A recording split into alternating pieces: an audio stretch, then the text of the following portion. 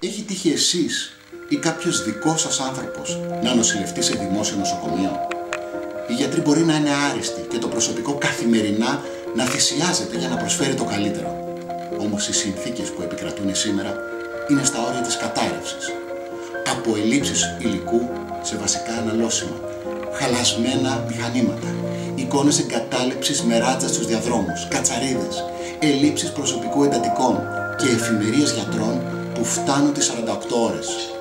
Κανείς μας δεν θα ήθελε να ζήσει μια τέτοια εμπειρία που να έθετε σε κίνδυνο τη ζωή του και η οποία θα εξαρτιόταν από τη φιλοτιμία του εκάστοτε προσωπικού.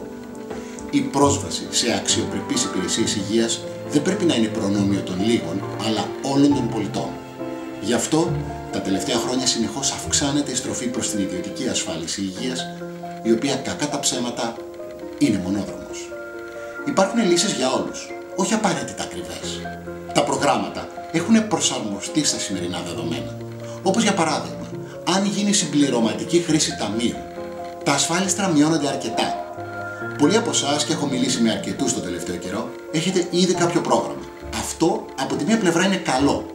Από την άλλη όμως έχετε αναρωτηθεί μήπως πληρώνετε παραπάνω λεφτά και έχετε ελλειπείς καλύψεις ή εξαιρέσεις σε ψηλά γράμματα?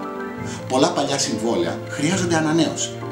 Αξιοποιώντας λοιπόν τη σύγχρονη τεχνολογία και επειδή ξέρω ότι ο χρόνος πολλών από εσάς είναι περιορισμένος, θα κάνω συχνά παρουσιάσεις μέσω ίντερνετ, τα λεγόμενα webinars.